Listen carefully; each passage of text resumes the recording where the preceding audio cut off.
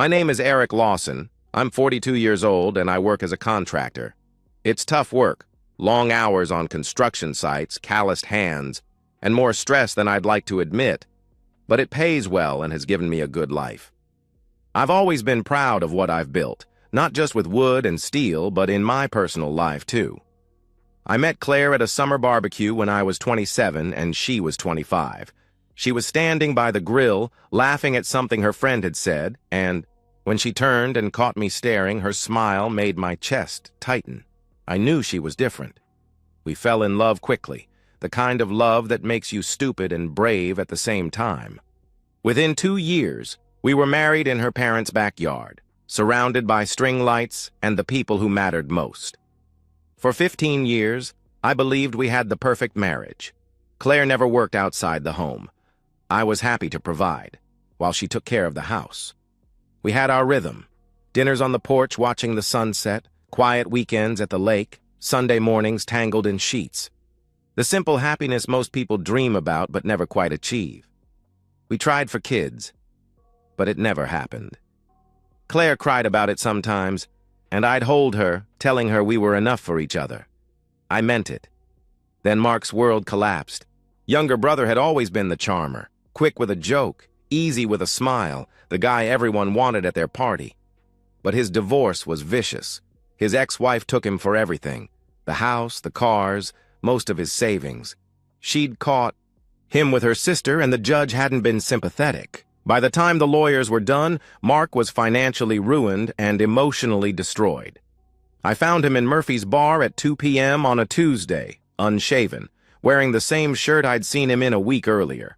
The smell of desperation hung on him like cheap cologne. "I'm done, Eric," he said, not looking up from his bourbon. "I've got nothing left." "You've got family," I told him firmly. "Come stay with us until you get back on your feet." Claire's hesitation was subtle when I told her that. Evening, she was chopping vegetables for dinner, and the knife paused mid-cut. "Are you sure this is a good idea? He seems different now," she asked cautiously. "Family helps family," I said firmly, kissing her forehead. "It's temporary." That night, I showed Mark to the guest bedroom, the same room where I'd once imagined setting up a nursery. His gratitude felt genuine as he gripped my shoulder. "I'll get back on my feet, brother. I promise." "You won't regret this," he said with emotion. I went to bed that night feeling proud of my decision, believing I'd thrown my brother a lifeline. But things shifted almost immediately. Claire started wearing makeup around the house, something she hadn't done in years. Her comfortable sweats were replaced with fitted jeans, loose t-shirts with low-cut blouses. When Mark cracked jokes over dinner, her laughter rang louder than it ever did for mine. She'd linger after I went to bed, claiming she was cleaning up, but I'd hear their voices drifting up through the floorboards, punctuated by her giggles. "Mark's actually really insightful," she told me one morning, pouring coffee. "You never mentioned how smart he is." I noticed but dismissed it. She was being kind to a hurting man. That's who Claire was. Compassionate, warm. It's what made me fall in love with her. 3 weeks in, my construction schedule ramped up. We'd landed a major commercial project that required longer hours and overnight trips to coordinate with suppliers 2 states over. "I'll be working late more often," I announced over dinner, stabbing at my steak. "And traveling for the Morrison project. Could be gone 2-3 days at a time?" "We'll manage," Claire said, but she was looking at Mark when she replied. As I loaded my truck for the first extended trip, toolboxes rattling in the bed, I caught them through the kitchen window. They were standing by the sink, and something passed between them, a look that made my stomach tighten with an unnamed dread. Mark's hand brushed Claire's as he handed her a dish, and she didn't pull away. I sat in my truck for a full minute, keys in the ignition, telling myself I was imagining things. The 3-day job in Memphis went smoothly, but I couldn't shake the feeling gnawing at my gut. When I pulled into our driveway at 10 p.m., the house looked normal from the outside. Porch, light on, Claire's sedan in its usual spot, Mark's borrowed pickup beside it. But inside, everything felt shifted. like furniture moved just inches from where it should be. Empty wine bottles filled the kitchen trash. 3 of them. Claire rarely drank, maybe a glass at dinner on special occasions. Her shoes were kicked, off in the living room, not placed neatly by the door. The guest bedroom door, which Mark used to leave open, was closed tight. "How was Memphis?" Claire asked, appearing in her robe, hair damp from a shower. "Fine. You two have a party?" I responded, eyeing the bottles. She followed my gaze to the trash. "Oh, Mark was feeling down about the divorce. We had a few glasses while talking. You know how it is," she explained quickly. But I didn't know how it was. In 15 years, Claire had never been the late-night talking type, not even with her own sister. That night, when I reached for her in bed, she turned away. "I'm exhausted, honey." "Tomorrow?" she said softly. Tomorrow became next week, then the week after. Every advance met with hollow excuses, headaches, exhaustion, not feeling like myself lately. Meanwhile, Mark had transformed. The broken man. I'd pulled from the bar, now strutted through my house with renewed confidence, making jokes about my hard labor while he kept Claire company. "Someone's got to make sure she doesn't get lonely," he said one evening, winking. The words stung, but I told myself I was being paranoid. This was my brother. This was my wife, yet the evidence mounted. Inside jokes I didn't understand.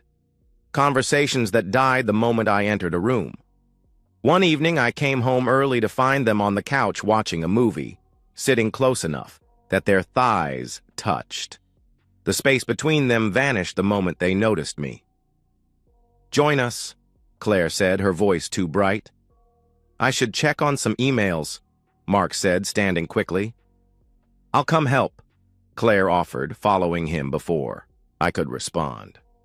"He's been having trouble with his resume format." She didn't return for an hour. The breaking point came during Thursday dinner. Mark casually mentioned Claire's fear of thunderstorms, something she'd only told me after 3 years of marriage. He knew about the scar on her hip from a childhood, bike accident, her hatred of jasmine perfume, the way she counted stairs when nervous. "How do you know that?" I asked, my fork suspended halfway to my mouth. Claire's face flushed crimson. "We've just been talking a lot. You know, while you're at work. It's nice having company," she stammered. That night, I lay rigid in bed, cataloging every sound. Footsteps in the hallway at 1 a.m.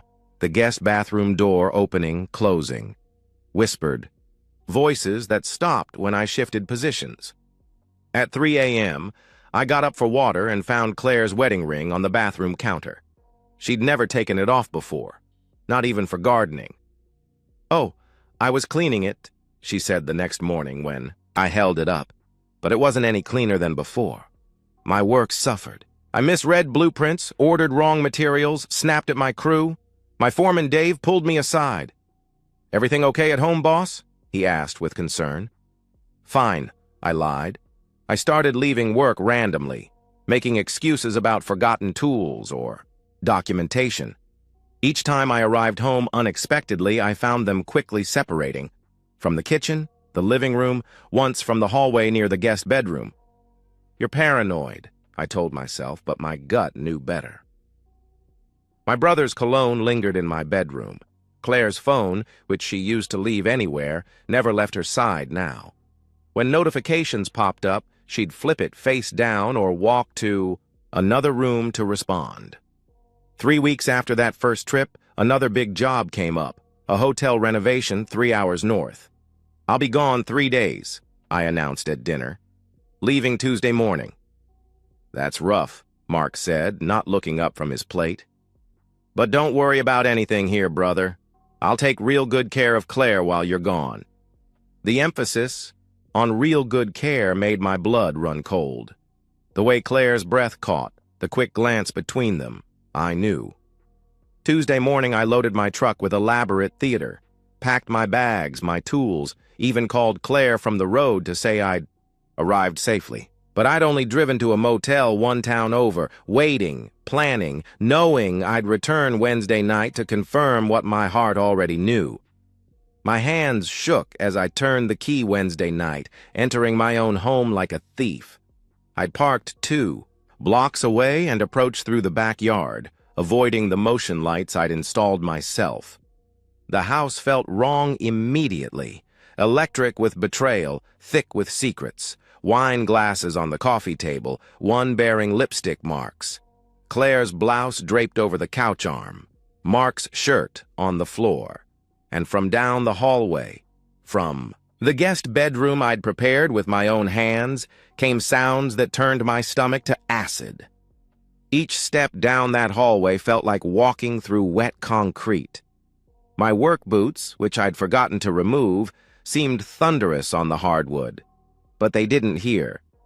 They were too lost in each other to hear anything beyond their own breathing, their own moans. The door was cracked open, carelessly, arrogantly. Through that gap, I saw my entire world collapse.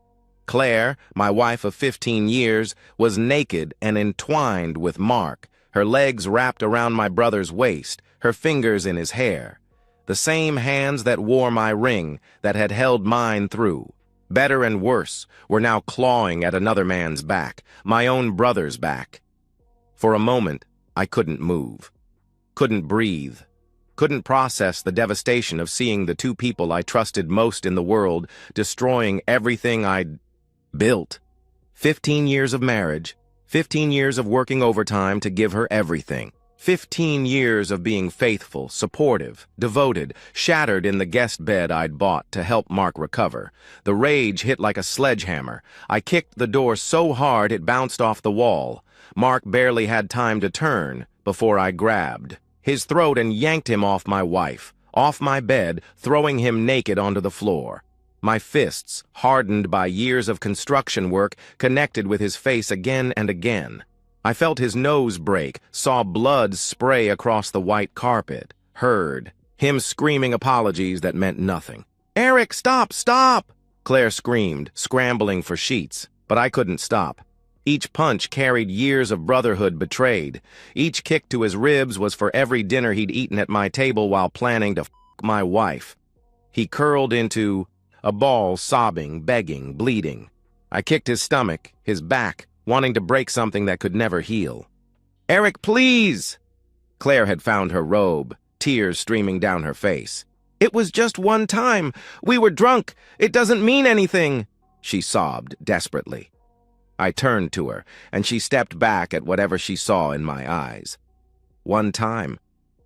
I walked to their clothes, scattered in their passion, and pulled out her phone from her jeans pocket.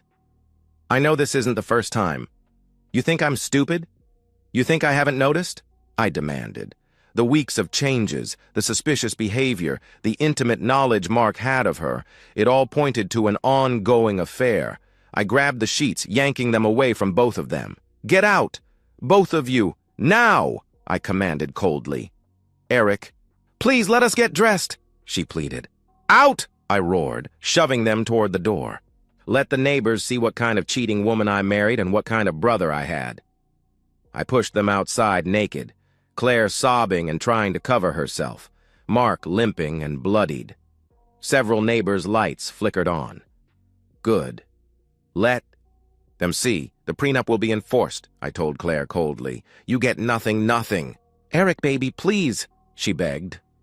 I slammed the door on her words. Alone in my destroyed home, I surveyed the wreckage, their wine glasses mocking me from the coffee table, their clothes polluting my floors, the bed where they'd betrayed me, sheets twisted and stained with their deceit.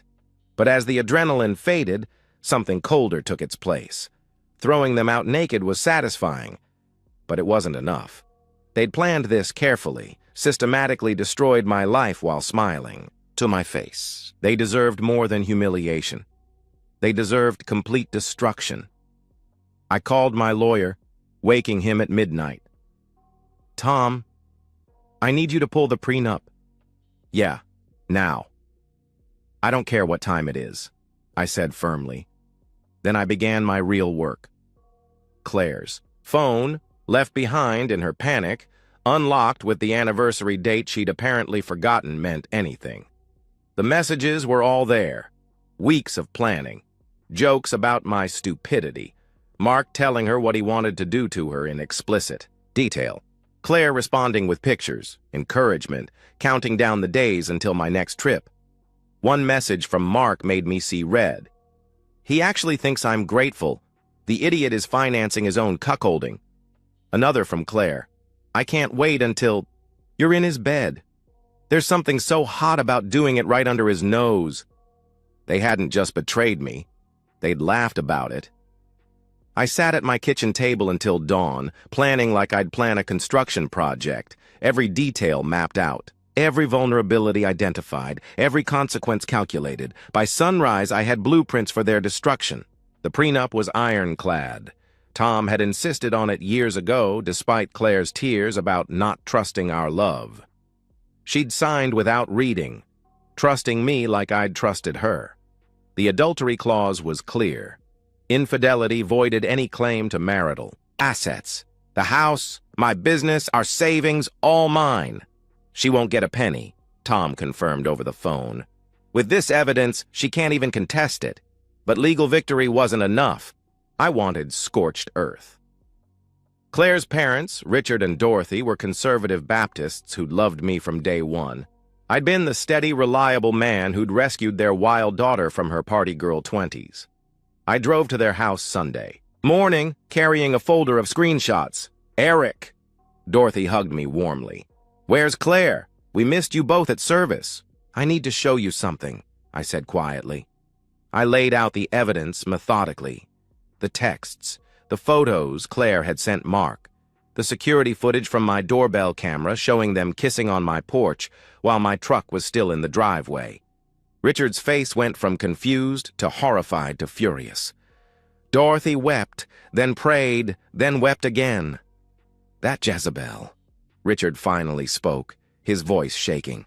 After everything you've done for her, after how you've provided, protected, loved her, she's no daughter of mine, Dorothy said quietly. And I knew she meant it. They cut Claire off that day, blocked her number, changed their will. When she appeared at their door begging for forgiveness, they called the police for trespassing. Richard called me later. You'll always be our son, Eric. She made her choice, he said with finality. Mark's destruction required different tactics. I knew from the divorce that he'd violated his restraining order multiple times, but had avoided consequences. I also knew he owed 6 months of child support. A few calls to the right people, a few documents provided to his ex-wife's lawyer, and within 48 hours, Mark was arrested at the motel where he'd been hiding. His probation was revoked. Without my protection, without my house, without my money to pay for a lawyer, Mark faced the full weight of his legal troubles. 6 months in county jail minimum. His ex-wife smiled when she called to thank me. Word spread through our small town like wildfire. Not through me. I maintained dignified silence. But Claire's walk of shame had been witnessed. The neighbors talked. My crew talked. The church talked. Within a week, everyone knew that Claire Lawson had cheated on Good. Honest Eric with his own brother. Claire discovered that reputation matters in a small town. The dental office where she'd interviewed before everything collapsed wouldn't hire her. They decided to go another direction. The boutique downtown passed. Even the grocery store said no. Finally, desperate and broke, she took a job at Ray's Diner, the grease trap on Route 9 that cyclists wouldn't even stop at. I made one visit there 3 months later. She was thinner, her designer clothes replaced with a stained uniform, her perfect manicure replaced with cracked nails. She saw me enter and dropped her coffee pot. Eric, she started. Just coffee, I said, sitting at the counter. She poured with shaking hands. Can we talk? She asked hesitantly. We're talking, I replied coldly. I mean really talk. About us. About what happened. I was confused, Eric. Mark manipulated me. He said things, made me believe things. I never stopped loving you, she pleaded, desperately. I listened to her entire speech. The tears, the promises, the insistence that it meant nothing, that she'd made a terrible mistake, that she'd do anything to fix it. You had everything, I said quietly. A home, security, a husband who loved you completely, and you threw it away to have intimacy with my brother in my own house. In the bed I bought, while spending my money. Live with that choice. Eric, please, she begged. I left $5 on the counter and walked out, her sobs following me to the parking lot. Mark fared worse. After jail, no one would hire him. His reputation as a man who'd betrayed his own brother followed him everywhere. He tried construction, my crews spread the word. Tried sales, nobody trusted him. Last I heard, he was panhandling near the shopping center, sleeping in a tent behind the abandoned Kmart. Sometimes I drive by and see him there, hollow-eyed and broken, holding a cardboard sign. I don't slow down. The house felt different with them gone. Not empty, but clean. Like I'd finally fixed a structural problem that had been rotting the foundation. I redecorated, burned their belongings, had the guest room professionally cleaned, then converted it to a home gym. The neighbors brought casseroles.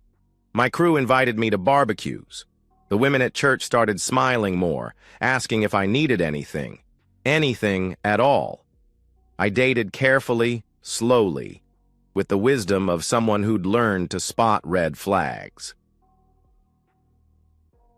6 months later, I met Sarah at a hardware store. She was trying to fix her own sink, covered in plumbing putty and swearing creatively. She laughed when I offered help, insisted on learning how to do it herself.